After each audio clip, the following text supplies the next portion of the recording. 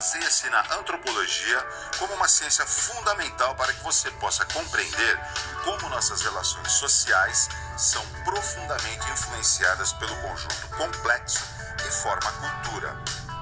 Iniciaremos com as origens humanas e o surgimento da cultura, explicada através da noção do senso comum e o ato de simbolizar, chegando a questões atuais como a globalização e as relações entre diferentes povos. O ser humano, cultura e sociedade. Neste item será abordada a natureza social do ser humano e vamos observar nas características de comportamento de nossa espécie o que é inato, aquilo que nasce com a pessoa, que é de nossa natureza, e o que é adquirido a partir da experiência social, quando nós convivemos uns com os outros. Esse debate é comum em nossa vida social, pois procuramos respostas para fenômenos como criminalidade, genialidade ou até heroísmo. O que determina que algumas pessoas desenvolvam o comportamento desses tipos é a sua natureza, será? Ou é a influência do meio social?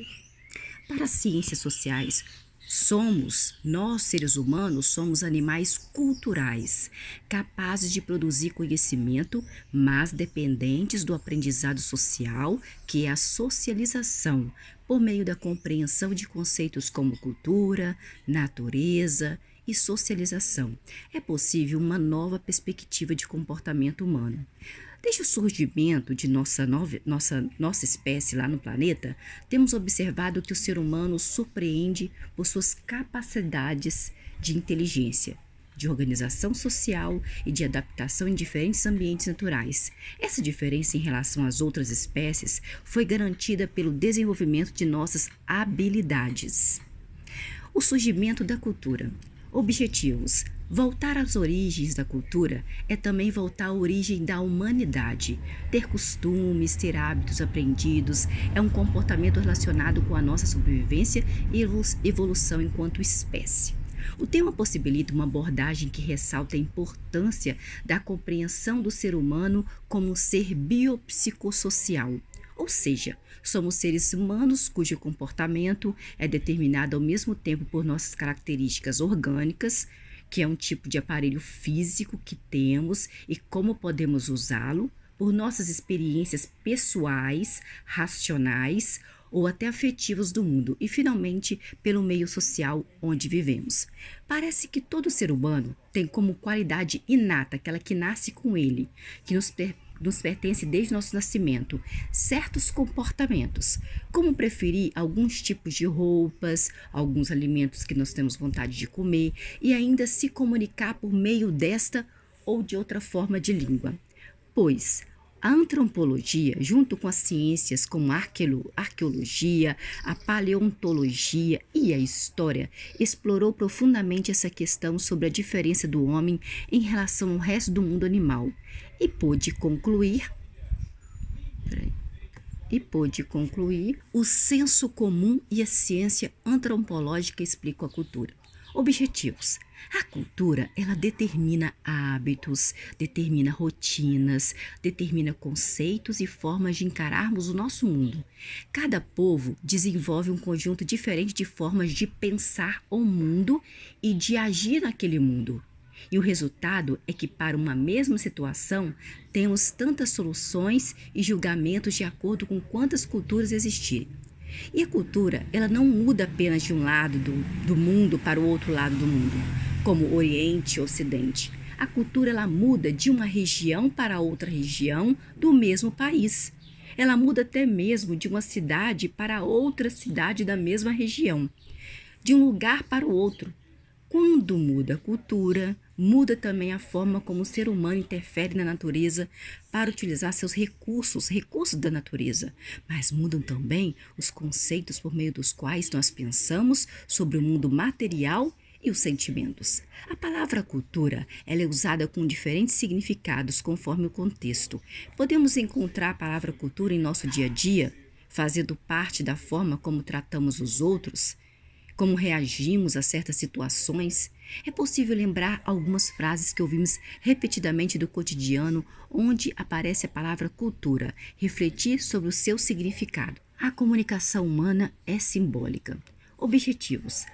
Ao entrar em contato com esse fenômeno que se chama comunicação, sob o enfoque da antropologia, é possível ampliarmos nossas capacidades comunicativas e também a capacidade de compreensão do outro. Ao se comunicar, o ser humano utiliza símbolos que significam algo para aquele ser humano. Quando esses significados não são os mesmos símbolos, podem surgir problemas no diálogo entre pessoas e sociedades diferentes. Atribuir significado ao mundo é parte de um processo relacionado à cultura e nos auxilia nos processos de relacionamento humano. Sem a comunicação, a nossa sociedade seria semelhante à sociedade dos outros animais que vivem coletivamente, como as abelhas, as formigas, os leões. A cultura humana tem características que diferenciam a nossa forma de vida coletiva. Para expressar a cultura, dependemos da utilização dos símbolos, língua, conceitos, valores, ideias, crenças. Tudo que faz parte da cultura humana é baseado em símbolos que, por meio de uma convenção social, são associados pelos indivíduos a um determinado significado. Isso faz com que seja possível a interpretação ou dos grupos se chocam o tempo todo com limites, conflitos ou falta de compreensão. Compreender a cultura significa perceber a vida em sociedade como uma fonte inesgotável de regras e padrões estabelecidos e suas constantes mudanças. Agora vamos conhecer a antropologia e perceber como seus conceitos se aplicam à vida cotidiana e ao mundo do trabalho e das relações interpessoais. Cada povo, uma cultura. Cada cultura, uma sentença. A diversidade cultural.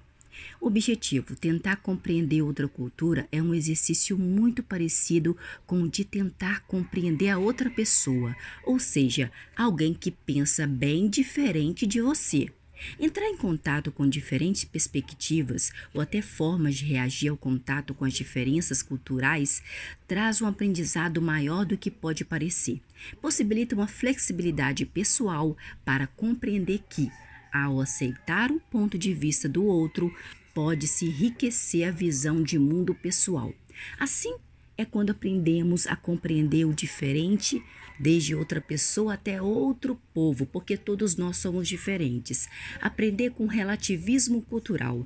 Essa possibilidade de se colocar no lugar do outro é ampliar as possibilidades de soluções criativas. Será que algum dia você já se colocou no lugar do outro para saber como que o outro se sentiria quando você falasse tal coisa, como você expressasse tal sentimento? Diferentes culturas, características humanas universais. Objetivo: diferenciar o que é universal no comportamento humano e o que é particular.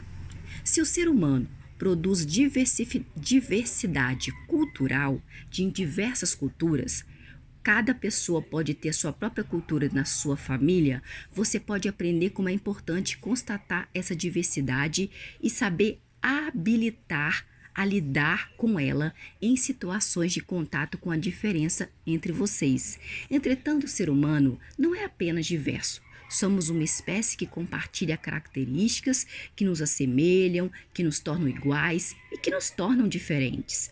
Por isso, este item trabalha os conceitos de características universais.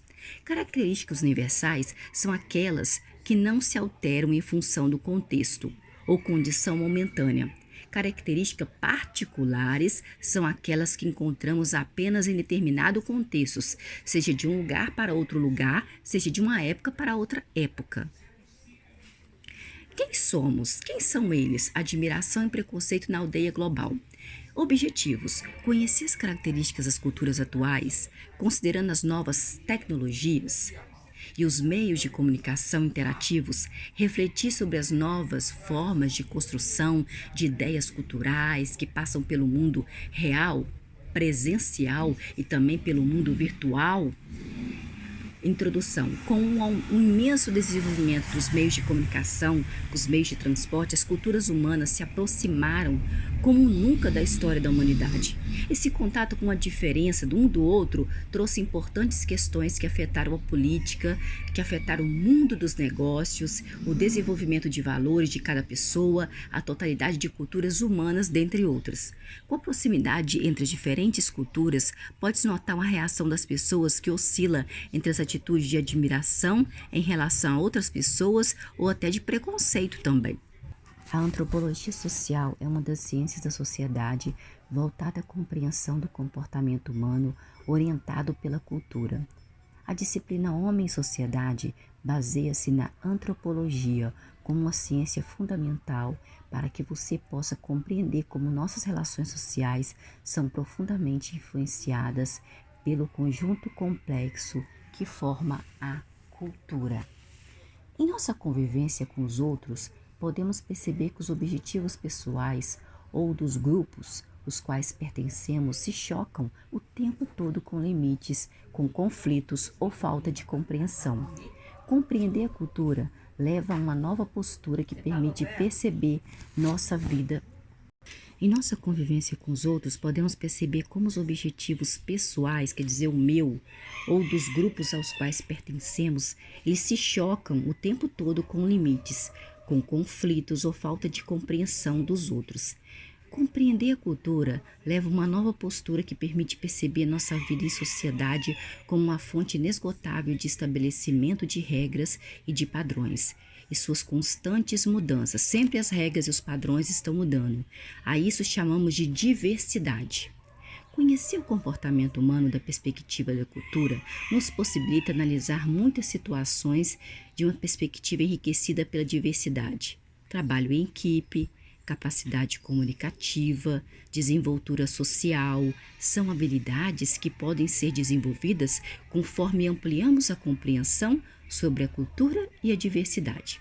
Você terá a oportunidade de entrar em contato com conceitos da antropologia, tais como socialização, diversidade cultural, etnocentrismo, relativismo cultural, identidade cultural, reciprocidade e perceber como se aplicam às nossas vidas cotidianas essas palavras e ao mundo do trabalho e das relações interpessoais.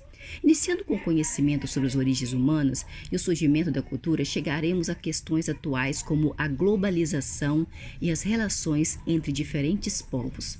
Objetivos gerais. Apoiada na antropologia, a disciplina Homem e Sociedade vai possibilitar o desenvolvimento de muitas habilidades profissionais e também pessoais. A partir de seus conceitos, será possível compreender a vida cotidiana. O que é a vida cotidiana? Cotidiana é a vida hoje, amanhã, depois, todos os dias. É a vida cotidiana, dia a dia. Objetivos gerais.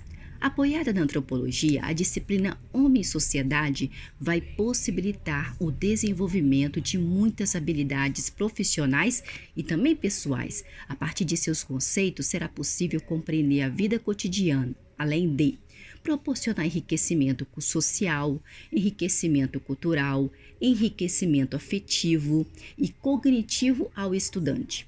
Comparar, contrastar e desenvolver temáticas ou perspectivas presentes em outras áreas do conhecimento de sua formação específica. Proporcionar a integração e o aproveitamento de saberes, de tradições, de experiência dos vários membros componentes das comunidades seu trabalho, moradia ou lazeres. Proporcionar a integração e o aproveitamento de saberes, de tradições, de experiências dos vários membros componentes das comunidades seu trabalho, moradia ou lazeres. Desenvolver capacidades como autonomia para a seleção, a avaliação e utilização das informações obtidas, possibilitando maior capacidade crítica na tomada de decisões em vários contextos da vida. Ampliar a participação cidadã do estudante por meio de aprofundamento das capacidades críticas para avaliar a importância das mudanças e das reproduções de situações no mundo atual. Valorizar a importância da diversidade cultural, do conhecimento mútuo e da autonomia, visando incrementar a consciência da diferença e o respeito pela mesma. Caro aluno, Aqui você inicia seu programa de estudos online. Seja bem-vindo! Nessa disciplina, o eixo é a compreensão da cultura como construtora do comportamento coletivo humano, vista através da antropologia. O desafio que se coloca é confrontar o conhecimento da ciência antropológica com ideias muito comuns em nosso dia a dia que sequer percebemos, hein? E que, infelizmente, acabam nos conduzindo a atitudes preconceituosas contra as pessoas. A antropologia pode fazer parte de uma nova visão sobre o ser humano e o seu comportamento cotidiano, seu comportamento dia a dia.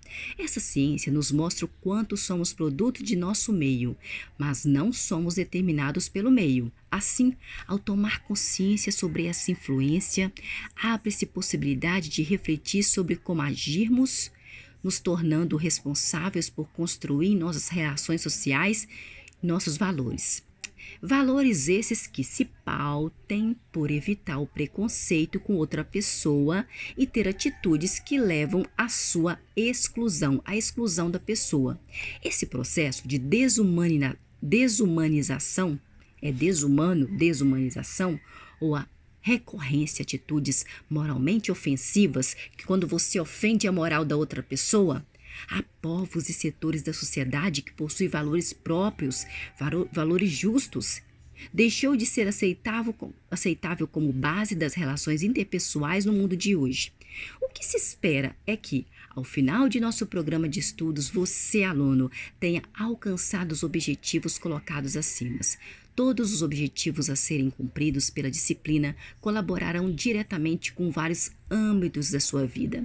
Eles poderão colaborar para as relações interpessoais, seja no seu trabalho, seja na sua vida pessoal, seja na sua vida familiar, na sua vida religiosa e, principalmente, em sua vida como um cidadão, membro de uma sociedade. Ser humano, cultura e sociedade. Nesse item será abordada a natureza social do ser humano e vamos observar nas características de comportamento de nossa espécie o que é inato de nossa natureza, aquilo que nasce com a gente, o que é adquirido a partir da experiência social. Quando nós nascemos, nós começamos a ser um ser social. Nós vamos conversar com outras pessoas, ouvir o que outras pessoas têm a dizer, ver outros comportamentos. Esse debate é comum em nossa vida social, pois procuramos respostas para fenômenos como criminalidade, genialidade ou até heroísmo. O que determina que algumas pessoas desenvolvam comportamentos desse tipo? Será qual que é a natureza, hein? Da onde que vem? E a influência, será que é do meio que ela vive, do meio social que ela está vivendo? Para as ciências sociais, nós somos animais culturais, capazes de produzir conhecimento, mas dependentes do aprendizado social, que é a socialização, por meio de compreensão de conceitos como cultura, natureza, socialização, é possível uma nova perspectiva do comportamento humano.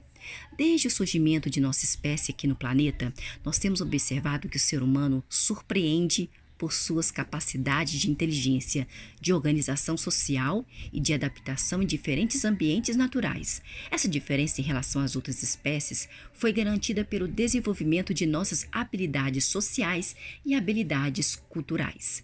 Veremos como a cultura, como a natureza humana e os processos de socialização se relacionam em nossa espécie para determinar nosso comportamento. Principais conceitos: cultura, natureza e socialização. Isso, cultura, natureza e socialização.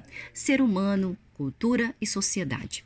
Atualmente, somos 6 bilhões e 800 milhões de habitantes no planeta Terra. Devemos essa condição aos nossos ancestrais, aqueles que vieram antes da gente, que há milhões de anos desenvolveram a capacidade de se adaptar a novos ambientes e de vencer predadores mais fortes e velozes como armas sociais que o fizeram imbatíveis. A comunicação, a cooperação, a capacidade de estabelecer regras de convívio coletivo, dentre outros. Tudo isso só foi possível uma vez que o comportamento humano, diferentemente de outras espécies que vivem coletivamente, foi orientado pela cultura ao invés do instinto. Você já deve ter ouvido falar que o sucesso de nossa espécie se deve ao fato de que o ser humano é o único ser racional dotado de inteligência, não é mesmo?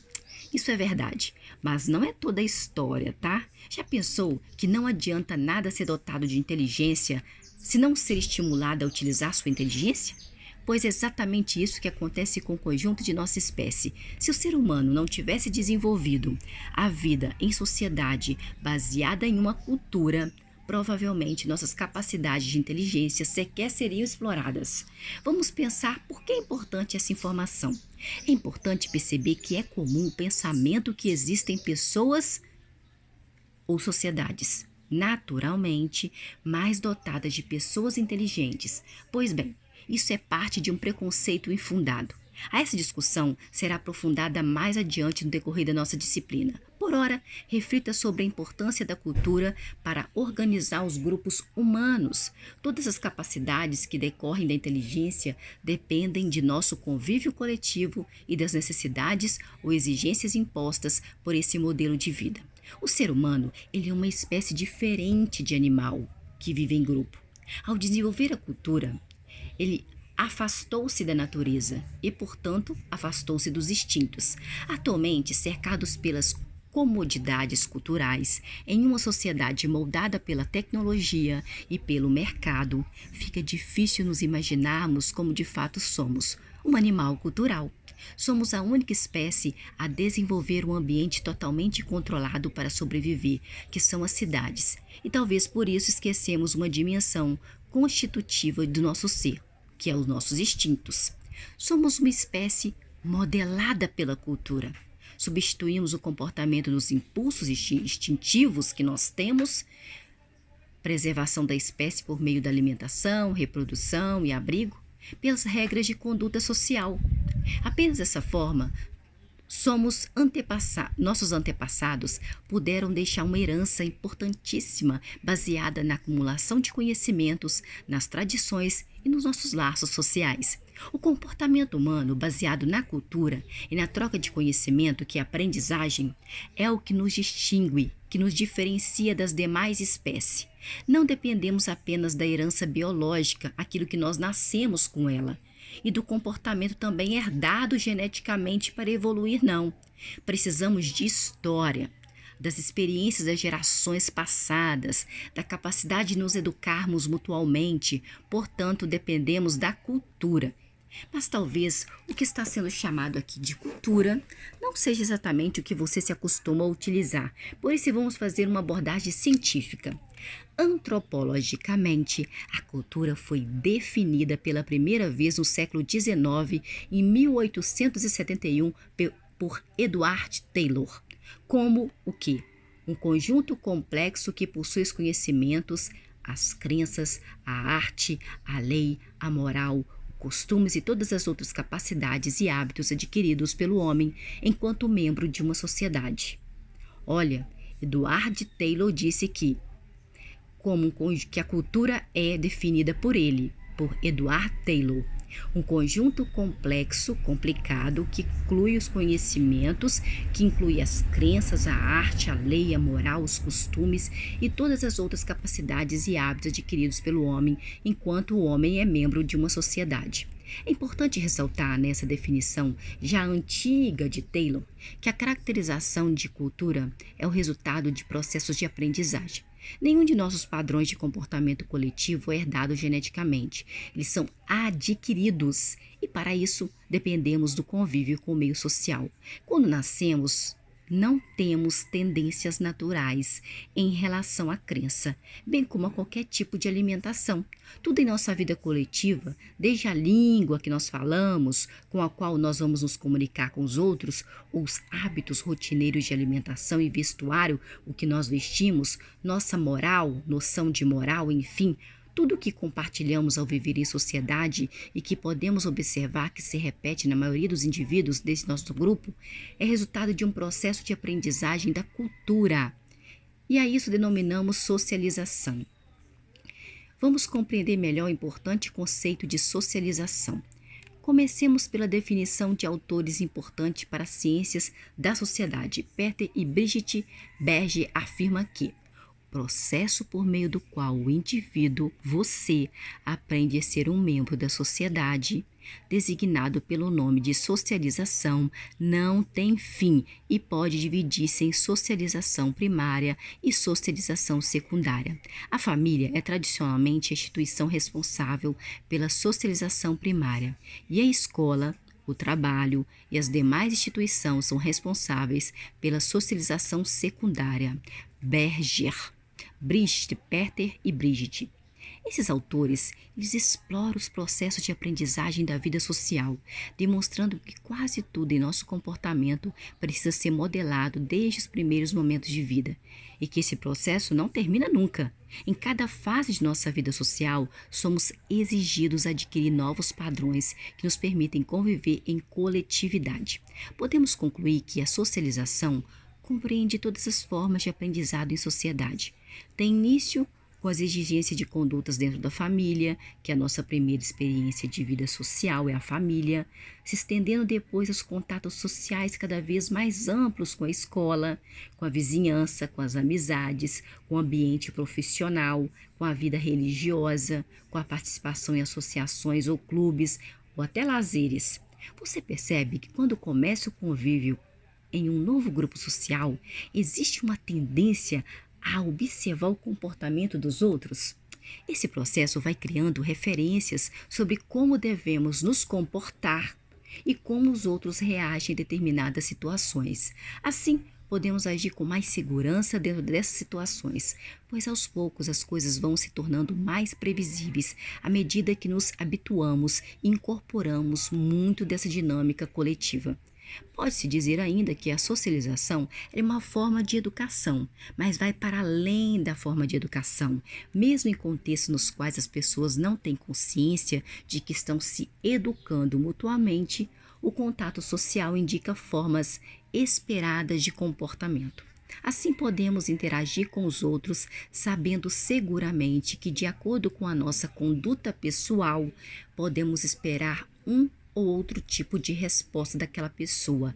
Por exemplo, se nos dirigirmos com bons modos a alguém, com educação, esperamos ter o mesmo tipo de tratamento que a pessoa tem educação com a gente. Ao passo que, ao sermos agressivos com a pessoa, podemos esperar também uma reação agressiva da outra pessoa.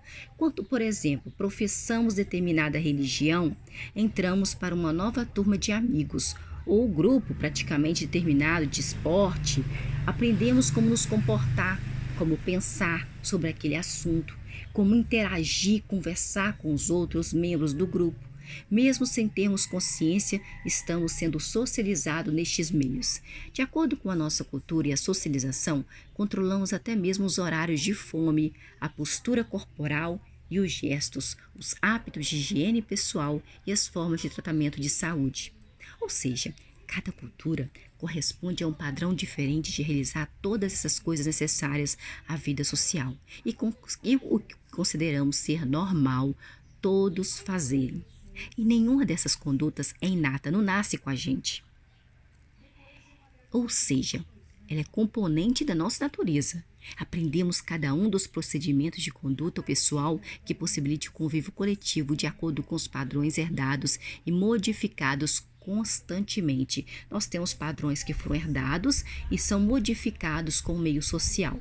Vamos fazer o exercício de pensar exemplo de situações escritas acima? Todo mundo se recorda de experiências marcantes naquele momento da sua vida quando começamos a frequentar a escola, não é mesmo? Então, tente se lembrar de momentos que você ou algum conhecido seu tem enfrentado dificuldades em se adaptar à rotina e à disciplina na escola. Pense como uma criança que foi retirada do mundinho lá da sua casinha, onde parecia haver liberdade na sua casa, para deixar de fazer algo que se tornava cansativo. Agora pensa nessa criança que, de repente, tirado da sua liberdade, deve permanecer dentro de uma sala de aula até que o sinal do intervalo ou do final das aulas as autorize a retirar de sua cadeira. Ou ainda, sobre as regras de oferecer seu lanche aos outros, tentar dividir o que é seu, que na sua casa você não está acostumado. E quantas situações estranhas ao universo de uma criança que era tratada como o centro das atenções na sua casa. E nesse ambiente escolar, precisa perceber que os outros existem. O curioso sobre a socialização é que, a partir do momento em que tornamos rotina ou hábito cada um desses procedimentos, passamos a encarar com naturalidade e esquecemos que dependemos do contato com a sociedade para adquirir conhecimentos, crenças morais e leis. Pense em outros exemplos que demonstram que, ao longo da vida, todos os indivíduos precisam aprender as regras de convívio social, até mesmo em lugares de diversão, como parques, praças ou praia. Para passar um tempo de lazer e descontração, também há regras a seguir, mas não pensamos nelas durante esses momentos, não é verdade? Voltando ao conceito de cultura de Edward Taylor, podemos perceber que, apesar da cultura ser um todo complexo, adquirido por cada um de nós, enquanto membros de uma sociedade, esquecemos que somos um animal cultural. A cultura tem uma influência tão profunda em nossa forma de encarar o mundo que pensamos, durante a maior parte do tempo, que tudo é muito natural. De fato, o indivíduo das espécies Homo sapiens é dotado de potencialidades inatas que nasceram com elas, como a linguagem, a inteligência, a postura bípede. Entretanto, nenhuma dessas características se desenvolve naturalmente. Precisamos, portanto, de estímulos do meio social que vivemos para que cada uma delas seja utilizada, desenvolvida e lapidada. Existem alguns exemplos históricos capazes de sugerir que nossa espécie é totalmente dependente da influência do meio para desenvolver comportamento humano, e são as chamadas crianças selvagens, ou meninos lobo. Essas crianças, elas foram assim denominadas, pois em decorrência de razões desconhecidas, elas foram abandonadas em florestas ou lugares isolados, sem qualquer contato com nenhum outro ser humano. Talvez de que eram ainda bebês. Encontradas em idades mais avançadas, essas crianças costumam apresentar um comportamento totalmente animal, sem nenhum traço que permita lembrar que são seres humanos. Os casos mais conhecidos são as irmãs Amala e Kamala, encontradas lá na Índia em 1920. Ambas se alimentavam de carne crua ou podre. Elas emitiam ruídos ao invés de utilizarem linguagem como nós. Andavam apoiadas nos 4 membros, igual aos animais. Usavam os cotovelos para trajetos curtos e não apresentavam sinais de afetividade. Veja um trecho de um artigo científico de resenha que trata do desenvolvimento da linguagem humana. Em 1920, chamado por um vilarejo a sudoeste do Calcutá para exorcizar fantasma, o reverendo Sig teria descoberto que os fantasmas não passavam de 2 meninas que dormiam, comiam e, enfim, viviam para todas as finalidades com um grupo de lobos. Tendo-as seguido até a toca em que moravam essas meninas, Sigurd teria cavado um buraco até resgatar as 2 crianças. A mais velha teria por volta de 8 anos de idade, a mais nova 1 ano e meio. O reverendo as levou para viver no orfanato que administrava juntamente com sua esposa e protegeu essas 2 crianças da curiosidade da imprensa e da ciência enquanto pôde. Mas Singh, ele próprio coletou e registrou muitas informações sobre essas 2 meninas. Segundo ele, Singh, elas não tinham senso de humor, não sentiam tristeza e não sentiam curiosidade, e nem senso de ligação afetiva a outras pessoas. Elas nunca riam, e as únicas lágrimas derramadas pela mais velha, a Kamala, aconteceram na ocasião da morte da sua pequena irmã, devido a uma grave diarreia causada por uma infestação de vermes. Para o casal Sigurd, embora se parecesse fisicamente com qualquer outra criança de 8 anos, Kamala, ela se comportava como um bebê de 1 ano e meio, mas apesar de seu silêncio, começou pouco a pouco a entender palavras. Logo depois, começou a pronunciar algumas dessas palavras. Kamala estava adquirindo linguagem. Por 8 anos, Kamala viveu no orfanato, mas como nos relatos reais ou fictícios que acabaram por inspirar a criação da personagem Mowgli, Rudyard Kipling, de outras crianças lobo-indianas, e como no caso de sua irmã Amala, ela não estava destinada a uma vida longa. Em 1928, sua saúde começou misteriosamente a declinar. culminando seu sofrimento e sua morte no ano seguinte. Massig Cagliari, 2003. Analisando esses casos, muitos cientistas concluem que o ser humano ele é um animal cultural em potencial, pois nascemos com todas as características que nos habitam ao comportamento que nos caracteriza. Entretanto, precisamos do estímulo da vida em sociedade, que exige o desenvolvimento de capacidades como a inteligência, a comunicação e cooperação. Para exercitar essas capacidades, precisamos de modelos, de exemplos que podem ser seguidos. A cultura é exatamente esse modelo. Em quais aspectos esse exercício de capacidade nos afeta, hein? Pense sobre sua vida social. Como, por exemplo, o fato de estar em contato com alguém para uma simples conversa te faz exercitar não apenas o nosso modo de agir de acordo com as regras, como ser alguém conveniente com a situação. Cada um de nós, ao ser socializado em uma cultura, passa a aprender sempre e gradativamente como utilizar coisas como o corpo, o intelecto, a emoção e as regras de convívio social. Quando esse aprendizado funciona de forma interativa, faz com que cada um de nós saiba como se comportar. Vamos trabalhar alguns exemplos sobre a socialização e o aprendizado das atitudes sociais. Para um muçulmano, por exemplo, faz sentido se autoflagelar. O que é auto se flagelar? Ele se bate. Quando morre um líder político, ele vai se batendo. Bate nele, sai sangue, expressando todo o seu pesar e seu sofrimento. Todos esperam de seus colegas esse comportamento, que eles se batam, se autoflagelam, porque está triste, né? Porque um líder político morreu. Em nossa cultura, os padrões, os valores e hábitos são bem diferentes. E a nossa reação diante da morte de políticos não segue esse tipo de conduta. A gente não se bate, não se tortura, não se machuca com a tristeza. Podemos citar muitos outros exemplos como este, e com isso percebemos como a cultura e os processos de socialização modelam nossa forma de perceber o mundo e agir em cada situação. Quanto mais somos expostos a situações, mais as compreendemos e nos tornamos pessoas mais seguras de nossas atitudes. As pessoas aprendem como e em que momento podem utilizar as emoções.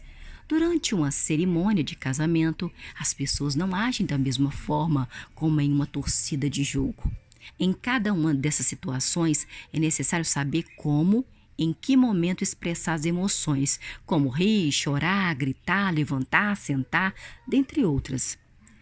Em cada cultura, esses padrões de comportamento coletivo variam imensamente e quase não temos exemplos que nos permitam afirmar que a cultura faz parte da nossa natureza. Sim, a cultura faz parte da nossa natureza. Se fosse natural, o nosso comportamento ele não sofreria tanta variação, porque nosso comportamento varia de um lugar para o outro, de uma época para outra, pois seguiríamos uma orientação única, e não tem orientação única. Entretanto, a imensa diversidade cultural humana reforça a tese segundo a qual a cultura é resultado da interação do indivíduo com o seu grupo social.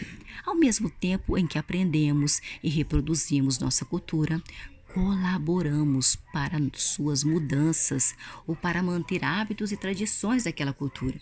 Você poderá constatar nas próximas unidades de que uma cultura para outra há variações em situações idênticas, que algumas vezes podem ser bem pequenas, mas outras vezes podem ser imensas.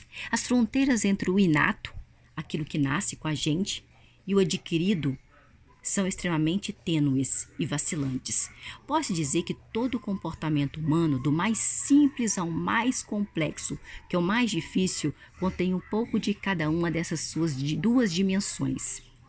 Gretz nos traz o exemplo da anatomia humana, natural e fisiologicamente preparada para a fala.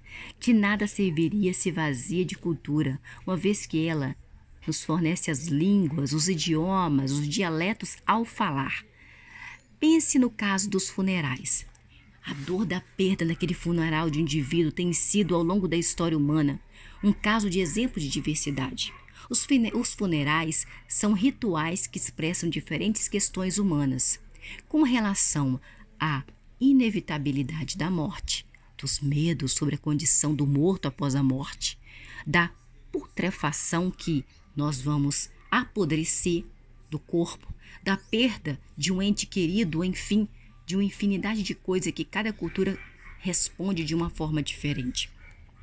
A cremação, quando se queima o corpo, e o canibalismo, quando a pessoa come a carne humana do corpo do indivíduo morto, são formas de solucionar a sua decomposição física. Os egípcios desenvolveram o embalsamento. Embalsava as pessoas para evitar esse processo de putrefação muito rápida. Já o sepultamento é uma forma de afastar os vivos dos mortos. Há rituais fúnebres tradicionais como excêntricos realizados na cidade de New Orleans, lá nos Estados Unidos. Há uma procissão que leva o corpo até o cemitério acompanhada de uma banda de jazz que segue entoando canções tristes e cheias de lamento. Os parentes e amigos que seguem a procissão a pé demonstram tristeza, perda e consternação. Entretanto, ao sair do cemitério, a procissão faz o caminho inverso, retornando. E, de fato, tudo se inverte. A música se torna alegre, se torna agitada, as pessoas seguem a procissão dançando, demonstram muita alegria e satisfação, porque elas estão vivas, o outro está morto. Isso é um exemplo de diversidade cultural, de como dependemos de um aprendizado social para dar sentido a tais ações. Em nossa cultura, aqui, seria considerado um desrespeito com o falecido e com a família dele a gente sair do cemitério cantando e dançando alegremente, num tom de comemoração, como se houvesse felicidade pela morte daquela pessoa que morreu.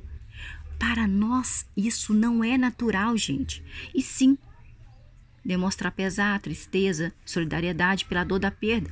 Mas naquela cultura, é natural comemorar que a morte foi devidamente respeitada e sentida até aquele momento e sair do lugar dos mortos, feliz por acreditar que eles foram, talvez, para um lugar melhor e também porque a vida deve ser comemorada. Na ciência em geral, não há uma ideia única ou provas que garantam quais traços de cada indivíduo seriam inatos e quais teriam sido adquiridos depois de nascer. A filosofia do homem comum também não apresenta um consenso. Você já percebeu frases muito comuns em nosso dia a dia que ora defendem que somos fruto de uma herança genética e ora defendem a importância do aprendizado? Vamos ver alguns exemplos. Tal pai, tal filho. Não parece que é uma crença na herança genética como fator que determina, portanto, que nosso comportamento nasceu com a gente? Ah, não, ele puxou o pai dele.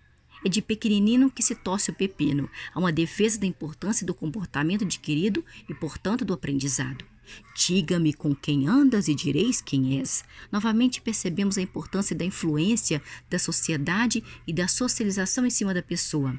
A fruta nunca cai longe do pé. Por exemplo, retoma a defesa das características inatas, aquela que nasce com a gente.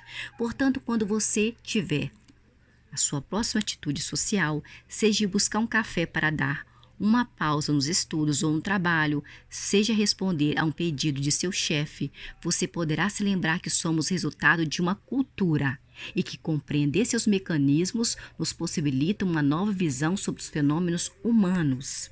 Página 17, síntese.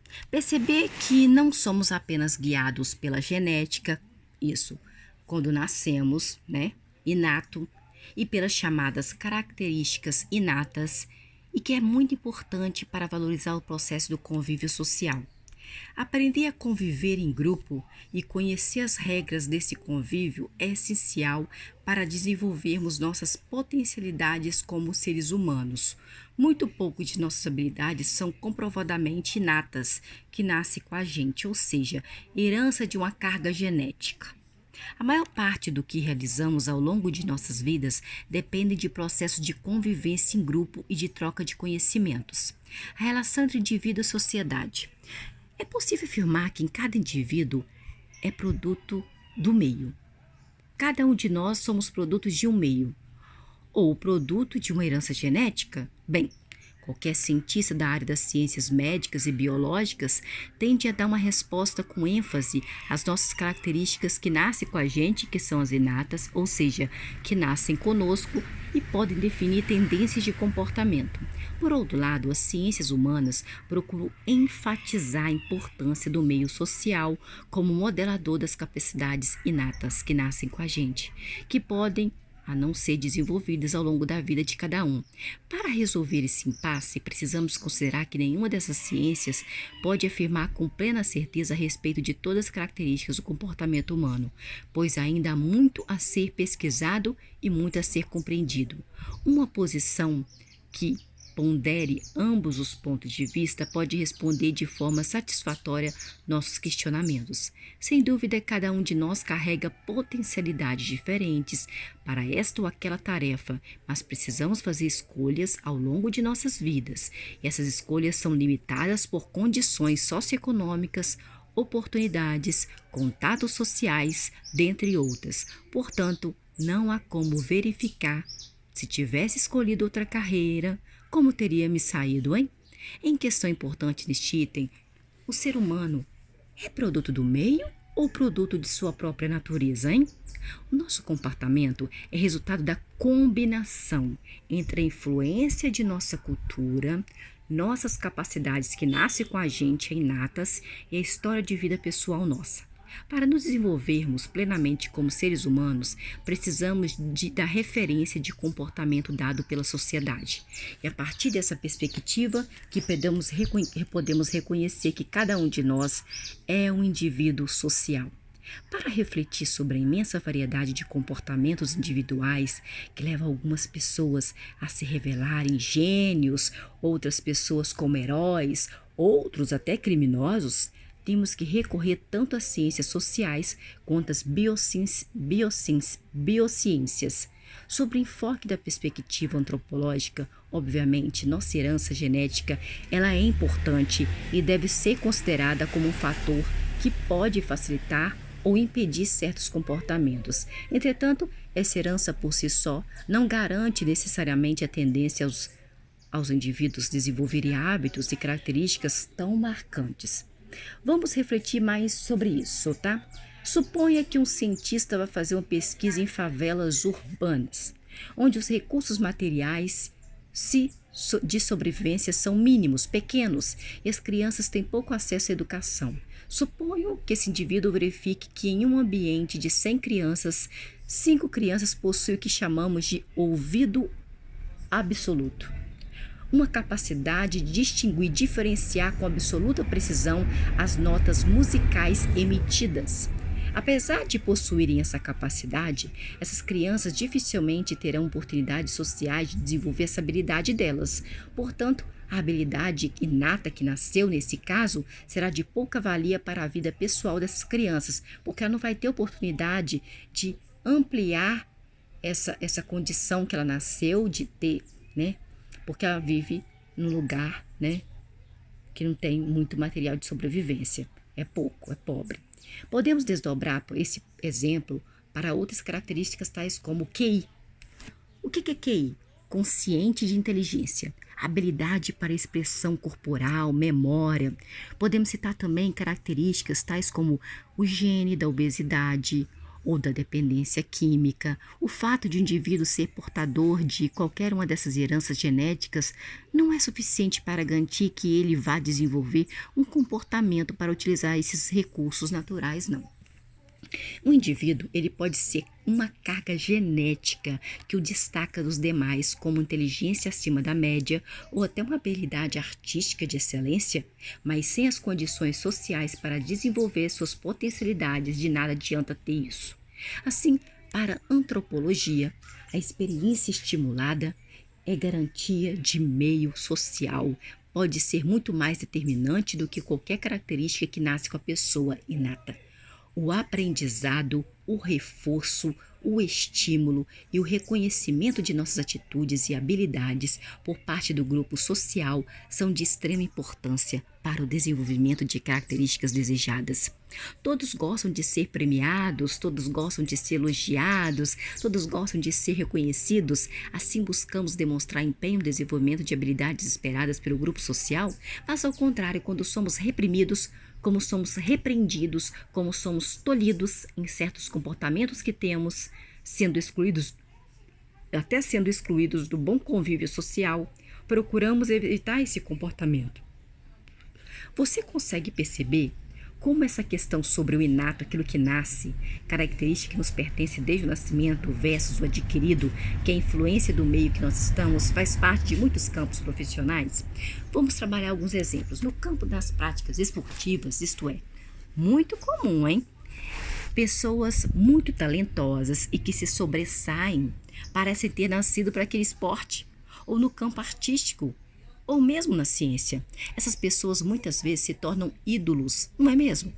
O Pelé no futebol, atrizes como Fernanda Montenegro, Albert Einstein na ciência, Michael Phelps na natação. São apenas poucos nomes em uma extensa lista de nomes. O fato dessas pessoas terem um desempenho excelente no que fazem ou fizeram, como Pelé, como tantos outros, é o que inquieta a nossa compreensão. Parece apenas explicações como dons naturais ou mesmo sobrenaturais e que nos acalmam, afinal aceitar apenas que são pessoas que cada cultura, cada época produziu parece pouco, não é? A sociedade está o tempo todo nos apoiando ou reprimindo. E isso é necessário para que possamos ter uma garantia de que todos se comportem de forma ética e dentro dos padrões aceitos. Certamente os padrões mudam de uma época para outra, pois a sociedade é dinâmica, está em constante mudança. Portanto, temos que ter bom senso em relação à aceitação ou não aceitação de certas repreensões e também de certos estímulos. Como indivíduo, cada um de nós passa a vida sendo influenciado e influenciando a sociedade. É um processo recíproco do qual não temos como fugir, pois precisamos do convívio social. Agora vamos pensar, a recíproca é verdadeira? Quanto é que cada um de nós pode interferir em nossa sociedade? Isso é muito interessante. A resposta é sim. O grupo sofre a interferência de seus indivíduos. Uma sociedade cria condições favoráveis por meio de instituições e de sua determinação coletiva ou de seus valores para permitir que um número cada vez maior de indivíduos possa desenvolver plenamente suas potencialidades, se tornará uma sociedade melhor. Isso acontece em qualquer grupo social, assim como na família, assim como nas empresas. As características de um grupo dependem das características de seus indivíduos, mas um e outro não podem fazer muita coisa isoladamente, sozinho. As realizações de uma coletividade estão sempre relacionadas com a possibilidade de seus indivíduos realizarem conquistas que vão interferir diretamente na condição de todos.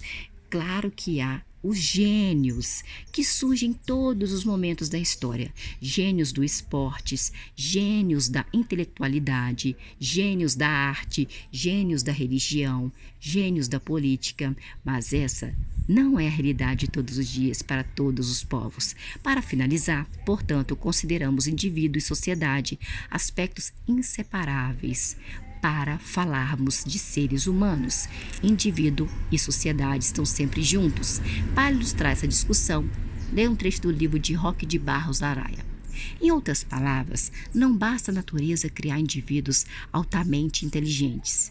Isto ela o faz com frequência, mas é necessário que coloque ao alcance desses indivíduos o material que lhes permita exercer a sua criatividade de uma maneira revolucionária. Santos Dumont, 1873 a 1932, não teria sido o inventor do avião se não tivesse abandonado a sua pachorrenta Palmira no final do século XIX e se transferido em 1892 para Paris.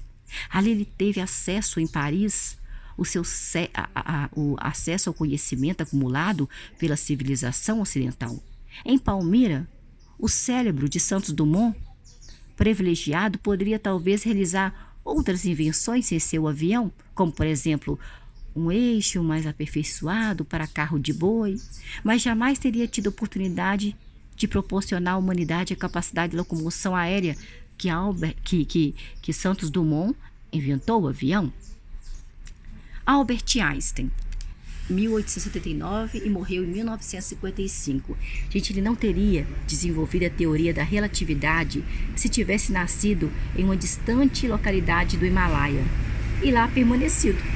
Mas, por outro lado, se Alberto Santos Dumont tivesse morrido em sua primeira infância, fato comum no lugar e época que nasceu, e se Albert Einstein tivesse sido consumido pela voragem de uma das guerras europeias no final do século XIX, a humanidade teria que esperar um pouco mais, talvez pelas suas descobertas, mas certamente não ficaria privada da teoria da relatividade e do aeroplano, pois outros cientistas, outros inventores estariam aptos para utilizar os mesmos conhecimentos e realizar as mesmas façanhas. Laraia, 2006, página 46 e 47. Síntese. Portanto, para as ciências da sociedade, a herança genética dos indivíduos não é garantia para determinar seu desenvolvimento ao longo da vida. Essa natureza que dá características únicas a cada indivíduo depende de sua condição social e de sua interação com o meio, com as pessoas, onde você está. Os indivíduos sofrem interferência do seu meio social e, por outro lado, o meio sofre influência de cada um. Por isso, quanto mais a sociedade der condições de desenvolvimento das potencialidades de cada um, mais irá realizar feitos e conquistas. A questão da influência da natureza sobre a cultura é bastante comum. A ideia de que o comportamento de um povo possa sofrer influências de elementos da natureza, como a genética ou o meio ambiente. Há uma grande polêmica na ciência, mas de uma forma geral, há também um consenso que gira em torno da afirmação que elementos naturais podem influenciar, mas nunca são os únicos fatores a determinar o comportamento de um povo. Apesar desse consenso, existem ainda aqueles que retiram a importância da cultura e explicam o comportamento humano apenas por fatores que não fazem parte de escolhas humanas, como a genética ou o ecossistema. Para os que defendem que a cultura é um mero reflexo das condições naturais de um povo, sua genética e seu ecossistema, há as teses que chamamos de determinismo biológico ou ainda o determinismo geográfico.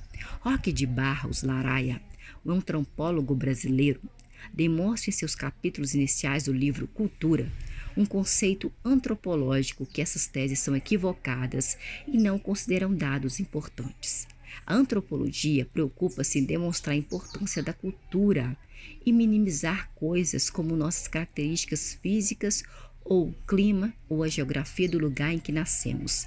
Ao discordar das teses deterministas, ele argumenta, Roque de Barros, que mesmo em ambientes muito semelhantes, mas distantes geograficamente, os grupos humanos desenvolvem hábitos muito diferentes. A princípio, esse raciocínio pode nos enganar. Muitas vezes pensamos, ora, se um povo vive no frio, deve construir uma casa com matérias-primas quentes, forradas de peles, com paredes bem grossas. Mas as coisas humanas não seguem um padrão tão lógico. Os esquimós vivem em um clima de extremo frio, mas constroem casas com blocos de gelo. Os famosos iglus, em compensação, em outro continente, mas na mesma latitude estão povos tradicionais conhecidos como lapões, também reconhecido como Sami, ocupavam territórios que hoje correspondem à Noruega, à Suécia, à Finlândia e à Rússia. Ao invés de iglus, eles viviam até o início do século XX em tendas feitas de pele de rena. As características genéticas fazem parte de uma herança biológica que os indivíduos não podem controlar. Por isso, afirma-se que são influências das quais não podemos fazer escolhas. O mesmo se dá com o meio ambiente e as características naturais do território que abriga um povo. Populações inteiras precisam se adaptar ao deserto, enquanto outras possuem florestas e rios. Nada disso é resultado das escolhas humanas. Leia este trecho para perceber a importância desse debate sobre a relação natureza versus cultura. São velhas e persistentes as teorias que atribuem capacidades específicas inatas que nascem com a gente, as raças ou a outros grupos humanos. Muita gente ainda acredita que os nórdicos são mais inteligentes do que os negros, que os alemães têm mais habilidade para a mecânica que os judeus são mais avarentos e negociantes, que os norte-americanos são empreendedores e interesseiros, que os portugueses são muito trabalhadores e pouco inteligentes, que os japoneses são trabalhadores, são traiçoeiros e cruéis, que os ciganos são nômades por instinto e, finalmente, que os brasileiros herdaram a preguiça dos negros, a imprevidência dos índios e a luxúria dos portugueses. Os antropólogos estão totalmente convencidos de que as diferenças genéticas não são determinantes das diferenças culturais. Laraia, 2006, página 17. Os antropólogos reforçam a tese de que não existem determinismos. A cultura, ela não é uma mera herança natural, não. A cultura é uma espécie, é a espécie humana. Os antropólogos reforçam a tese de que não existem determinismos. A cultura não é uma mera herança natural e a espécie humana é mais complexa, complicada do que a combinação entre genes e clima. De todas as pesquisas desenvolvidas pela antropologia entre diferentes povos, há uma única e a primeira proposição que nos faz pensar que eles têm razão. Por exemplo, tome um bebê de qualquer origem genética, mas leve esse bebê para ser criado em uma cultura entre um povo bem diferente de sua origem. Essa criança, com toda certeza, vai desenvolver linguagem, valores, hábitos do dia a dia, do cotidiano, que são compatíveis com o lugar do seu desenvolvimento e não do seu lugar de origem onde ele nasceu. Não há facilidade ou dificuldade para aprender qualquer língua, hábito alimentar ou crença quando crescemos com tudo isso como algo normal. Assim, por exemplo, se um casal da Dinamarca adotar um bebê japonês e jamais ensinar a essa criança como comer com palitos, essa criança vai ter dificuldade em aprender isso, quanto qualquer ocidental que aprendeu a comer com talheres. Por isso, não é correto confundir características de comportamento que são culturais e desenvolvidas pela história de um povo com uma espécie de essência como se fosse sua natureza que determina. O comportamento cultural, ele é um conjunto complexo de conhecimentos, desenvolvimentos ao longo de gerações, como necessidade de crença, valores e ética de vida coletiva, entre outras coisas. Por isso, julgar uma cultura é uma operação que requer, antes de mais nada, que se conheça suas razões. O julgamento sem conhecimento de causa se chama preconceito. Para enriquecer esse debate, leia o trecho abaixo em que os autores demonstram os erros do pensamento determinista. O determinismo biológico. No século XIX e na primeira metade do século XX, o conceito de raça fazia parte da centralidade do debate em torno do determinismo biológico. Nessa época, fervilhavam teorias que defendiam a existência de capacidades específicas inatas de determinadas raças. Assim, era comum a defesa de teorias que se baseavam na existência da superioridade e inferioridade dos povos.